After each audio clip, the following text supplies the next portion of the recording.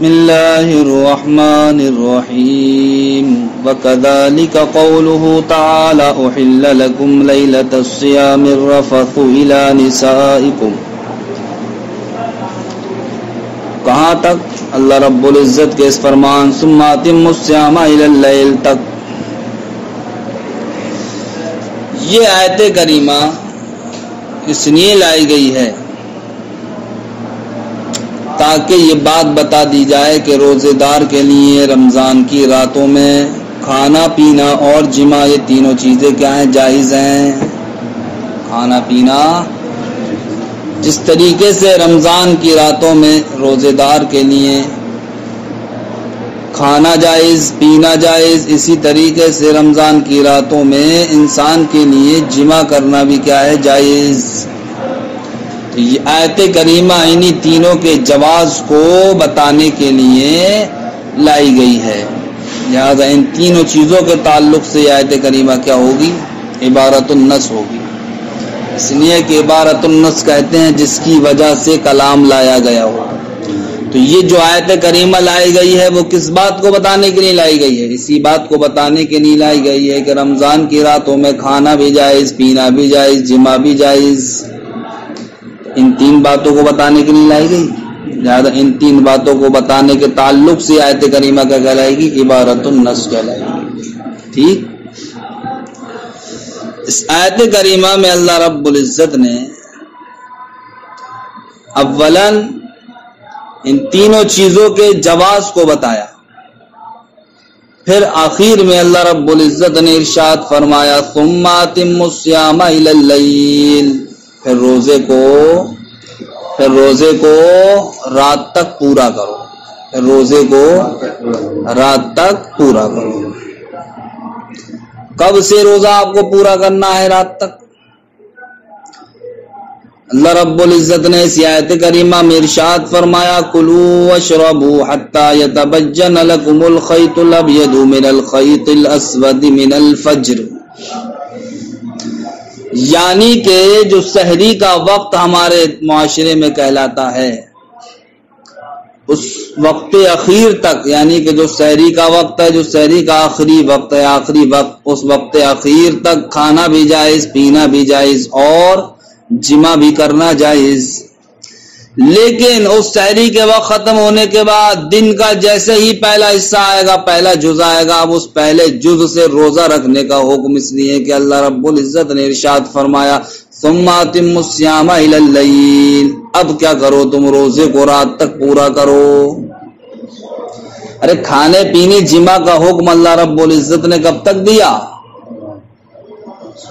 دن آنے سے پہلے تک. اور روزے کا حکم کب سے دیا؟ دن کے پہلے جز سے. تو جہاں جناب والا کھانا پینا جماع یہ جائز ہے، اسی کے فوراً بعد کیا آ جاتا ہے؟ روزہ رکھنے کا وقت. اسی کے فوراً بعد کیا آ جاتا ہے؟ تو ادھر جناب والا کھانا پینا جماع جیسے ہی بند ہوگا فوراً ہی کیا ہو جائے گا؟ روزہ شروع ہو جائے گا.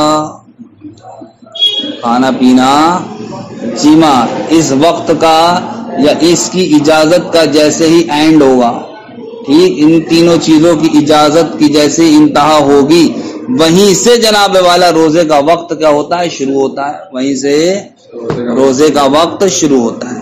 تو اب آپ اس کو اس طریقے سے ذہن میں رکھ سکتے ہیں کہ جو کھانے پینے جماع کی جو اجازت ہے، اس اجازت کا جو آخری وقت ہے، اس آخری وقت کے بعد جہاں سے دن کی ابتدا ہوتی ہے، جہاں دن کی ابتدا کا جو پہلا جز ہے، ٹھیک، اس کے درمیان جناب والا اب اگر اس کے درمیان کوئی ایسا جز نہیں پایا جاتا ہے کہ جس میں انسان اگر جماع کے جائز وقت میں اگر جماع کرے، یعنی کہ وہ بالکل آخری وقت میں کیا کرے؟ اب جماع کرے.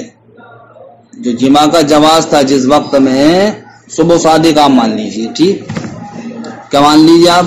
صبح صادق تک کیا ہے؟ کھانے پینے جماع کی اجازت ہے. صبح صادق کے بعد دن شروع ہو جاتا ہے، ٹھیک. اب دن جیسے ہی شروع ہوگا وہاں سے روزہ رکھنے کا حکم. تو اب میں کہوں گا صبح صادق تو آپ سمجھ جاؤ گے کھانے پینے جمع ان تینوں کی اجازت ہے اس میں، ٹھیک. اور جیسے ہی دن کا اول حصہ کہا جائے گا تو آپ سمجھ جاؤ گے کہ اب روزہ رکھنا کیا ہے، یہاں سے شروع ہو گیا.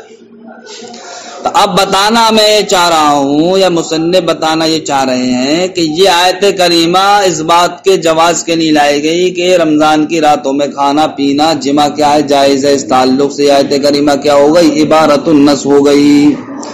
لیکن وہیں جناب والا اشارت النص کے طریقے پر ہم کو یہ بات بھی پتہ چلتی ہے کہ ناپاکی یہ روزے کے منافی نہیں ہے، ناپاکی روزے کے منافی نہیں ہے. اب یہ بطور اشارت النص ہم کو کیوں پتہ چلتی ہے، اس لیے پتہ چلتی ہے کہ صبح صادق تک تو جمع کی اجازت ہے.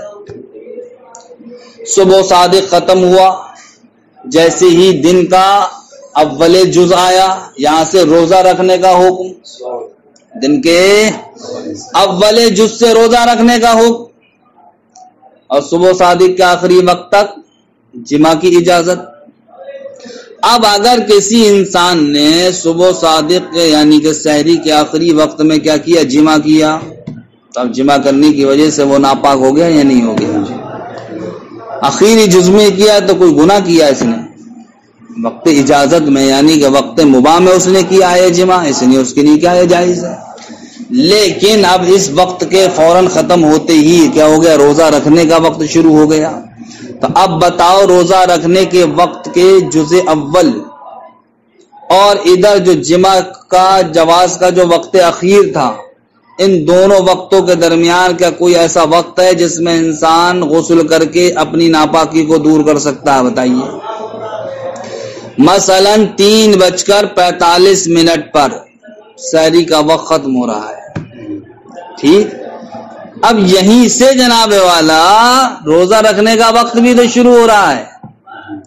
اب 3:45 ہی پہ کسی نے کیا کیا، جمع کیا، جمع کی وجہ سے ناپاک ہو گیا. وہ جمع کرنا اس کا یہ کیا تھا، درست تھا، اس لیے کہ بھئی روزے کے وقت میں اس نے جمع نہیں کیا ہے، بلکہ جس وقت میں اجازت ہے اس وقت میں اس نے کیا کیا، جمع کیا. لیکن اب 45 منٹ کا جیسے ہی آخری سیکنڈ ہوگا اس کے بعد فوراً روزہ شروع ہو جائے گا یا نہیں؟ اب جیسے ہی 46واں منٹ شروع ہوگا، کیا ہوگا، 46واں منٹ شروع ہوگا، ادھر روزہ رکھنے کا حکم آ گیا، ثم اتموا الصیام الی اللیل، اور 45ویں وقت تک اس کے لیے کیا تھا، جمع کی اجازت تھی. اب 45 اور 46 کے بیچ میں کوئی ایسا وقت نہیں ہے کہ جس میں انسان غسل کر کے اپنی ناپاکی کو دور کر لے. تو جب جناب والا مثلا 3:45 تک جمع کی اجازت ہے اور 3:46 سے روزہ رکھنے کا حکم ہے، تو ہمیں بطور اشارت النص یہ بات پتہ چلی کہ جس نے اجازت کے وقت کے اخیری حصے میں اگر جمع کیا اور پھر اس کے بعد روزہ رکھا، تو اب یہ روزہ رکھنا جو پایا جائے گا حالت ناپاکی میں پایا جائے گا، اس لیے کہ اب کوئی وقت ایسا ہے ہی نہیں کہ وہ اپنی ناپاکی کو دور کر سکے اس وقت میں غسل کر کے. تو جب ناپاکی کی حالت میں روزے کا جز اول پایا جائے گا یا دن کا جز اول یہ ناپاکی کی حالت میں پایا جائے گا، تو اس سے ہمیں پتہ چلا کہ ناپاکی روزے کے منافی نہیں ہے. اگر ناپاکی روزے کے منافی ہوتی تو پھر جمع اتنے اخیر تک جائز نہ ہوتا. تو جمع کا صبح صادق کے اخیری وقت تک جائز ہونا، اس کے بعد پھر روزہ پورا کرنے کا حکم دینا، اس سے ہمیں بطور اشارت النص یہ بات پتہ چلی کہ ناپاکی یہ روزے کے منافی نہیں ہے. ارے بات سمجھ میں آئی نہیں آئی ہے؟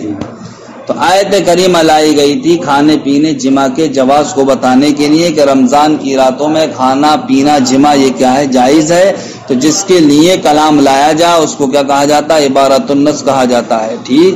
لہذا یہ آیت کریمہ کھانے پینے جمع کے جواز کے تعلق سے رمضان کی راتوں میں کیا کہلائے گی، یہ عبارت النص کہلائے گی. وہیں جناب والا اس سے ہم کو یہ پتہ چلا کہ ناپاکی روزے کے منافی نہیں ہے، ناپاکی روزے کے منافی نہیں ہے. کیوں نہیں ہے، کیسے بطور اشارت النص ہم کو پتہ چلا؟ اس لیے پتہ چلا کہ جب جناب والا جمع کی اجازت صبح صادق کے آخری وقت تک ہے، پھر اس آخری وقت کے بعد فوراً ہی روزے کا وقت شروع ہو رہا ہے، ٹھیک. تو آخری وقت میں اگر کسی نے جمع کیا تو اب جو دن کا اول جز اس کے لیے آئے گا وہ حالت ناپاکی ہی میں آئے گا اور اسی میں ہی روزہ پورا کرنے کا وہ اس کو حکم دیا گیا. تو اس سے پتہ چلا کہ اب جو یہ روزہ رکھنا اس کا پایا جائے گا وہ ناپاکی کے ساتھ پایا جائے گا. تو ناپاکی کے ساتھ روزے کا پایا جانا یہ اس بات کی دلیل ہوگا کہ ناپاکی روزے کے منافی نہیں ہے. سمجھ گئے بھائی؟ دیکھو وَكَذَلِكَ قَوْلُهُ تعالی، اسی طریقے سے اللہ رب العزت کا فرمان احل لکم لیلۃ الصیام الرفث الی قوله تعالی ثم اتموا الصیام الی اللیل. یہ آیت کریمہ پڑھتے چلے جاؤ آپ. احل لکم لیلۃ الصیام الرفث الی نسائکم ہن لباس لکم وانتم لباس لہن علم اللہ انکم کنتم تختانون انفسکم فتاب علیکم وعفى عنکم فالآن باشروہن وابتغوا ما کتب اللہ لکم وکلوا واشربوا حتی یتبین لکم الخیط الابیض من الخیط الاسود من الفجر ثم اتموا الصیام الی اللیل. تو احل لکم لیلۃ الصیام من رفث سے لے کر مراد کہاں تک ہے؟ ثم اتموا الصیام الی اللیل تک. فالامساک فی اول الصبح یتحقق، امساک کا معنی آتا ہے رکنا. کیسے رکنا؟ کھانے پینے جماع سے رکنا. اسی تین چیزوں سے رکنے کا نام کیا ہے؟ روزہ ہے. تو فرماتے ہیں فالامساک فی اول الصبح، تو اول صبح میں یعنی کہ دن کے پہلے حصے میں رکنا. یہ تحقق، یہ متحقق ہوگا مال جنابتی کائی کے ساتھ، ناپاکی کے ساتھ. کیوں؟ لأن من ضرورت حل المباشرت الی الصبح، اس لیے کہ صبح تک مباشرت کا جماع کا جائز ہونا اس کی ضرورت سے یہ ہے کہ ان یکون الجزء الاول من النہار، کہ جناب والا دن کا جزء اول مع وجود الجنابتی، یہ ناپاکی کے ساتھ پایا جائے. یہ ناپاکی کے یعنی جب صبح صادق کے آخری وقت تک جماع جائز ہے اور اس آخری وقت کے فوراً بعد روزہ رکھنے کا حکم ہے، تو اب جو روزہ رکھنے کا یعنی کہ دن کا جو پہلا جز ہوگا وہ ناپاکی کے ساتھ ہی پایا جائے گا. وہ ناپاکی کے ساتھ ہی پایا جائے گا. والامساک فی ذلک الجزء، اور ٹھہرنا اس جز میں یعنی کہ دن کے اول جز میں. صومن، یہ کیا ہے؟ روزہ ہے. امر العبد باتمامہ، جس کو پورا کرنے کا بندے کو حکم دیا گیا ہے. فکان ھذا اشارۃ، تو اب یہ آیت کریمہ اشارہ ہوئی الی ان الجنابۃ، اس بات کی جانب کہ جنابت لا تنافی الصوم، یہ روزے کے منافی نہیں ہے. جنابت روزے کے منافی نہیں. تو جب جنابت جناب والا روزے کے منافی نہیں ہوئی، ناپاکی روزے کے منافی نہیں ہوئی، تو اب میرے دوست کا اس پورے روزے میں تو ناپاکی رہو گے. ناپاکی کی دور تو کرو گے. ناپاکی کائے سے دور ہوگی؟ اب غسل کے ذریعے. غسل کا رکن کیا ہے جناب والا؟ کلی کرنا، ناک میں پانی چڑھانا، پورے جسم پہ پانی بہانا. تو کلی کرنا بھی غسل کا رکن ہے، ناک میں پانی چڑھانا بھی کیا غسل کا رکن ہے. تب اس ناپاکی کو دور کرنے کے لیے آپ کو غسل کی ضرورت پڑے گی، اور غسل کی ادائیگی کے لیے ناک میں پانی چڑھانا بھی ضروری، کلی کرنا بھی ضروری. تو اب پتہ چلا کہ جناب والا جس طریقے سے ناپاکی یہ روزے کے منافی نہیں ہے، اسی طریقے سے کلی کرنا، ناک میں پانی چڑھانا یہ بھی روزے کے منافی نہیں ہے. کلی کرنا، ناک میں پانی چڑھانا یہ بھی اب روزے کے کیوں نہیں ہے؟ اس لیے نہیں ہے جب ناپاکی روزے کے منافی نہیں، تو اب ناپاکی کو دور کرنے کے لیے روزے ہی کی حالت میں غسل کیا جائے گا. روزے ہی کی حالت میں. اور غسل میں جناب والا کلی بھی کی جاتی ہے. غسل میں جناب والا ناک میں بھی پانی چڑھایا جاتا ہے. تو جب غسل کی وجہ سے کلی کرنا، ناک میں پانی چڑھانا روزے میں کیا ہے؟ جائز ہے. اسی طریقے سے غسل کے علاوہ کی صورت میں بھی کلی کرنا، ناک میں پانی چڑھانا یہ جائز ہوگا. تو بطور اشارۃ النص ہمیں یہ بات بھی پتہ چل گئی کہ کلی کرنا اور ناک میں پانی چڑھانا یہ بھی روزے کے منافی نہیں ہے. فرماتے ہیں وَلَزِمَ مِنْ ذَلِكَ، اور اس سے لازم یہ آئے گا کس سے؟ یعنی کہ جنابت کا روزے کے منافی نہ ہونے سے اب لازم یہ آئے گا کہ ان المزمزۃ والاستنشاق، کہ کلی کرنا، ناک میں پانی چڑھانا لا ینافی بقاء الصوم، یہ روزے کی بقا کے منافی نہیں ہے. وَيَتَفَرَّعُ مِنْهُ أَنَّ مَنْ ذَاقَ شَيْئًا بِفَمِهِ لَمْ يَفْسُدْ صَوْمُهُ. اور فرماتے ہیں اسی پر جناب والا ایک اور مسئلہ متفرع ہوتا ہے. کس پر؟ کس پر؟ جب کلی کرنا، ناک میں پانی چڑھانا، یہ روزے کے منافی نہیں ہے۔ اسی پر ایک اور مسئلہ متفرع کرتے ہیں، وہ مسئلہ یہ ہے کہ اگر کسی انسان نے حالت روزے میں کسی چیز کو چکھ لیا تو یہ چکھنے سے اس کا روزہ فاسد نہیں ہوگا۔ کسی انسان نے حالت روزے میں کسی چیز کو چکھ لیا تو چکھنے سے روزہ فاسد نہیں ہوگا۔ کیوں نہیں ہوگا؟ اس لیے نہیں ہوگا کہ ابھی آپ نے جانا کہ حالت روزے میں کلی کرنا، ناک میں پانی چڑھانا یہ روزے کے منافی نہیں ہے۔ اب بتاؤ میرے پیارے، جب روزے کی حالت میں تم کلی کرو گے تو پانی سے کلی کرو گے یا نہیں کرو گے؟ اب اگر وہ پانی جناب والا کھارا ہوا، نمکین ہوا نمکین، تو اس پانی کا ذائقہ تمہاری زبان تک پہنچے گا نہیں پہنچے گا؟ تو جب کلی کرنے میں جو ذائقہ آپ کو حاصل ہو رہا اس سے جب آپ کا روزہ نہیں ٹوٹ رہا ہے، روزے میں کوئی فرق نہیں پڑ رہا ہے، تو کلی کے علاوہ بھی اگر کسی انسان نے حالت روزے میں کسی چیز کو چکھ لیا تو اس چکھنے کی وجہ سے اس کا روزہ فاسد نہیں ہوگا۔ وَيَتَفَرَّعُ مِنْهُ، اور اسی سے کس سے؟ یعنی کہ جب حالت روزے میں کلی کرنا، ناک میں پانی چڑھانا، یہ جناب والا روزے کی بقا کے منافی نہیں ہے۔ تو اب فرماتے ہیں کہ اَنَّ مَنْ ذَاقَ شَيْئًا، کہ جس نے کسی چیز کو چکھ لیا بِفَمِهِ، اپنے منہ سے، لم یفسد صومه، تو اس کا روزہ کیا ہوگا؟ فاسد نہیں ہوگا۔ کیوں؟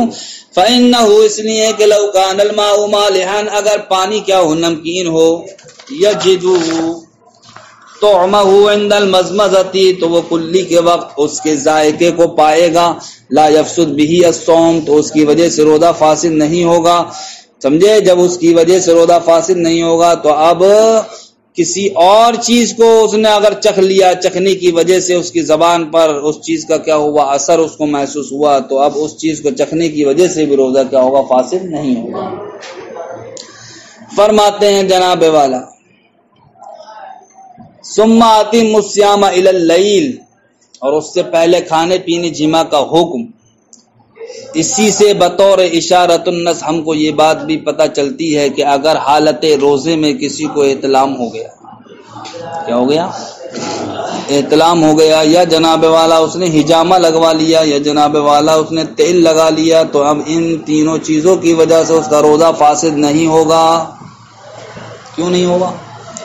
اس لیے نہیں ہوگا کہ روزہ نام کس چیز کا ہے بھائی بتاؤ؟ روزہ نام ہے کھانے پینے جمع سے رکنے کا، روزہ نام ہے کھانے پینے جمع سے رکنے کا۔ اب بتاؤ اگر تمہیں روزے کی حالت میں احتلام ہو گیا تو اس کو جمع کہیں گے؟ یا روزے کی حالت میں تم نے پچھنا لگوا لیا تو اس کو جمع کہیں گے؟ کھانا پینا کہیں گے؟ یا آپ نے روزے کی حالت میں تیل لگا لیا تو کیا اس کو جمع کہیں گے؟ کھانا پینا کہیں گے؟ تو جب پچھنا لگوانا یا احتلام ہو جانا یا تیل لگانا یہ کھانا پینا جمع میں سے کوئی چیز نہیں ہے، تو ان تینوں کے ارتکاب سے روزہ بھی اب ختم نہیں ہوگا۔ کیوں؟ اس لیے کہ روزہ نام تو کیا ہے؟ کھانے پینے جمع سے رکنے کا۔ تو اب اگر کوئی انسان کسی انسان کو احتلام ہو گیا تو اس صورت میں بھی وہ کھانے پینے جمع سے رکا ہوا ہے، اور اگر کسی نے پچھنا لگوایا تو اس صورت میں بھی وہ کھانے پینے جمع سے رکا ہوا ہے، اور اگر کسی نے تیل لگا لیا حالت روزے میں تب بھی وہ کھانے پینے جمع سے رکا ہوا ہے۔ اس لیے جناب والا یہ تینوں چیزیں اس کے روزے کو فاسد نہیں کریں گے۔ وعلم منہ، اور اسی سے جان لیا گیا کیا؟ حکم الاحتلامی، احتلام کا حکم، والاحتجام، اور حجامہ یعنی پچھنا لگوانے کا حکم۔ رگ کاٹی جاتی ہے گندا خون کو نکالنے کے لیے، اس کو کیا کہتے ہیں؟ پچھنا یا حجامہ۔ والادہان، اور تیل لگانے کا حکم۔ کیوں؟ لأن الکتاب لما سمی الامساک اللازم بواسطۃ الانتہاء عن الاشیاء الثلاثۃ المذکورۃ فی اول الصبح صوما، اس لیے کہ کتاب اللہ نے جب نام رکھ دیا لما سمیا صومن، دیکھو بھائی تیسری لائن میں آگے صومن ہے شروع میں، لأن الکتاب لما سمیا صومن، اس لیے کہ کتاب نے جب نام رکھ دیا روزہ کس کا؟ الامساک اللازمہ، اس امساک کا جو امساک لازم ہے، بواسطۃ الانتہاء عن الاشیاء الثلاثۃ المذکورہ، ذکر کردہ تین چیزوں کے رکنے کے واسطے سے، فی اول صبح، کہاں پر؟ صبح کے ابتدائی حصے میں، ان تین چیزوں سے رکنے کا نام کتاب اللہ نے کیا رکھا ہے؟ روزہ رکھا ہے۔ کیا رکھا ہے؟ روزہ رکھا ہے۔ تو اب اس سے پتہ چلا کہ روزہ نام کتنی چیزوں کا ہے؟ کھانے پینے جماع سے رکنے کا۔ تو علما، تو اب اس سے یہ جان لیا گیا کہ ان رکن الصوم، کہ روزے کا رکن یتم بالانتہاء یعنی الاشیاء الثلاثہ، تین چیزوں سے بچنے کی وجہ سے پورا ہو جائے گا۔ تین چیزوں سے بچنے، تین چیزوں سے رکنے کی وجہ سے کیا ہو جائے گا؟ روزے کا رکن پورا ہو جائے گا۔ لہذا احتلام میں نہ والا ان تین چیزوں میں سے کسی کا ارتکاب ہو رہا ہے، نہ احتجام کی صورت میں ارتکاب لازم آ رہا ہے، نہ ادھان کی صورت میں ارتکاب لازم آ رہا ہے۔ تو جب ان تینوں چیزوں کی صورت میں کھانے پینے جماع، ان تینوں میں سے کسی کا ارتکاب لازم نہیں آ رہا، تو ان تینوں چیزوں کی وجہ سے روزہ فاسد بھی نہیں ہوگا۔ وعلى هذا يخرج الحكم في مسألة التبييت، اب فرماتے ہیں اسی پر جناب والا رات میں روزے کی نیت کی جائے یا جناب والا رات گزر جانے کے بعد دن میں روزے کی نیت کی جائے، اس کے مسئلے کی حکم کی تخریج کی جائے گی۔ امام اعظم رحمت اللہ تعالی علیہ کے نزدیک جناب والا رات میں بھی اگر انسان روزے کی نیت کر لے تو نیت کرنا یہ کیا درست ہے، اور اگر رات گزر جانے کے بعد دن میں اگر نیت کرے تو اب اس کے لیے زوال سے پہلے پہلے نیت کرنا یہ بھی درست ہے، زوال سے پہلے پہلے۔ تو امام اعظم کے نزدیک رات میں بھی نیت جائز اور دن میں زوال سے پہلے پہلے تک نیت کیا ہے؟ جائز۔ لیکن بعض حضرات کہتے ہیں کہ صرف اور صرف نیت جو کی جائے گی وہ رات میں کی جائے گی، دن میں نہیں کی جائے گی۔ کیا کہا؟ رات میں روزے کی نیت کی جائے گی، دن میں نیت نہیں کی جائے گی۔ تو ہماری دلیل کیا ہے اس بات پر کہ رات میں بھی نیت کرنا جائز اور جناب والا دن میں بھی نیت کرنا جائز؟ ہماری دلیل کیا ہے؟ ہماری دلیل یہ ہے کہ جناب والا روزہ رکھنے کا حکم کس وقت سے دیا گیا ہے؟ دن کے جزء اول سے دیا گیا ہے، یعنی کہ رات کے آخری وقت کا اینڈ ہوتے ہی اب روزہ رکھنے کا حکم دیا گیا۔ تو اب جناب والا جب روزہ رکھنے کا حکم دیا جائے گا تبھی تو ہم اس حکم کو بجا لائیں گے۔ ارے جب ہمیں کسی شے کا حکم دیا جائے گا کرنے کا، جس وقت میں دیا جائے گا اسی وقت میں تو ادا کریں گے۔ ہم ظہر کی نماز ابھی تھوڑی ادا کریں گے، ظہر کے وقت میں ادا کریں گے، اس لیے کہ ظہر کا وقت ابھی آیا نہیں ہے۔ فجر کی نماز کیا ادا کر چکے، ٹھیک؟ تو آپ فجر کی نماز آپ اس وقت میں ادا نہیں کریں گے، نہ ظہر کی نماز اس وقت میں ادا کریں گے۔ فجر کی نماز کو آپ فجر کے وقت میں ادا کریں گے، اس لیے کہ اسی وقت میں حکم دیا گیا ہے فجر کی نماز کو ادا کرنے کا۔ ظہر کی نماز آپ ظہر کے وقت میں ادا کریں گے، اس لیے کہ ظہر کی نماز کو پڑھنے کا حکم جو دیا گیا وہ ظہر کے وقت میں دیا گیا ہے۔ اسی طریقے سے میرے پیارے روزہ رکھنے کا آپ ارادہ کب کریں گے؟ اس وقت ہی تو کریں گے جس وقت میں روزہ رکھنے کا آپ کو حکم دیا جائے۔ تو اب روزے کی شروعات آپ کی کب ہوگی؟ دن کے جزء اول ہی سے تو ہوگی۔ جب روزے کی شروعات دن کے جزء اول سے ہوگی جناب والا تو اب دن کے جزء اول ہی میں تو نیت کی جائے گی یا جناب والا بعد میں؟ کب کی جائے گی نیت؟ دن کے جزء اول میں نیت کی جائے گی۔ تو دن کا جزء اول بتاؤ میرے پیارے، رات ہے یا دن؟ دن ہے۔ اب اس آیت کریمہ سے کس بات کا ثبوت ملا ہمیں؟ اس بات کا ثبوت ملا کہ روزے کی جو نیت کی جائے گی وہ دن میں کی جائے گی، اس لیے کہ روزے کو اب ہم جو بجا کے لائیں گے، جو بجا لائیں، روزہ کا جو ہمیں حکم دیا گیا ہے اس حکم کی تعمیل ہم کب کریں گے؟ دن کے جزء اول ہی سے تو کریں گے، لہذا اب دن ہی میں تو ہم کیا روزے کی نیت کرنے کے مکلف ہوئے۔ لیکن حدیث پاک ہے، سرکار کا ارشاد ہے کہ جس انسان نے رات میں روزے کی نیت نہیں کی تو اس کا روزہ نہیں۔ رات میں جس انسان نے روزے کی نیت نہیں کی تو اس کا روزہ نہیں۔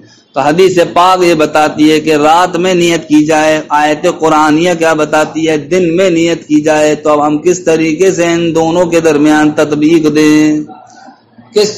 کون سا طریقہ ہم یہاں پر اپنائیں کہ حدیث پاک پر بھی عمل ہو جائے اور آیت قرآنی پر بھی عمل ہو جائے؟ تو وہ جناب والا تطبیق کی صورت یہ ہے، وہ طریقہ یہ ہے کہ ہم رات میں بھی نیت کو کیا رکھیں؟ جائز رکھیں، اور دن میں بھی نیت کو جائز رکھیں۔ اس لیے امام اعظم رحمۃ اللہ تعالی علیہ کے نزدیک رات میں بھی نیت جائز ہے اور دن میں بھی نیت جائز ہے۔ وعلی ھذا، اسی پر یخرج الحکم فی مسئلہ التبییت، رات میں نیت کرنے کے مسئلے کی حکم کی تخریج کی جائے گی۔ فإن قصد الاتیان بالمامور به، اس لیے کہ مامور به کو بجا لانے کا ارادہ کرنا، یعنی مامور بھی کیا، کس کا حکم دیا گیا آپ کو؟ روزہ رکھنے کا، تو روزہ کیا بنے گا؟ مامور بھی۔ اب مامور بھی آپ اس کو ادا کرنے کا ارادہ کب کرو گے؟ انما یلزم عند توجہ الامر، اس کو ارادہ آپ ادا کرنے کا اسی وقت ہی تو کریں گے جس وقت امر کیا ہوگا؟ متوجہ ہوگا۔ اتم الصیام الی اللیل، یہ جس وقت آپ کے جانب متوجہ ہوگا تبھی تو اس امر پر آپ کیا کریں گے؟ عمل کریں گے۔ اور یہ متوجہ کب ہو رہا ہے؟ انما یتوجہ بعد الجزء الاول، یہ جناب والا دن کے جزء اول کے بعد متوجہ ہو رہا ہے، کیونکہ دن کے جزء اول سے پہلے تو جواز ہے کھانے پینے جماع کا، دن کے جزء اول ہی میں تو جناب والا روزہ رکھنے کا حکم ہے۔ تو اب یہ روزہ رکھنا، یہ متوجہ جو ہو رہا ہے روزہ رکھنے کا حکم میں، یہ دن کے جزء اول میں ہو رہا ہے۔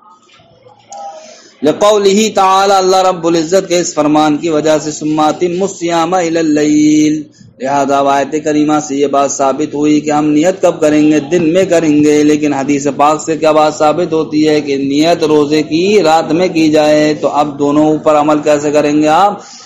اس طریقے سے کریں گے کہ رات میں بھی نیت کو جائز رکھیں گے اور دن میں بھی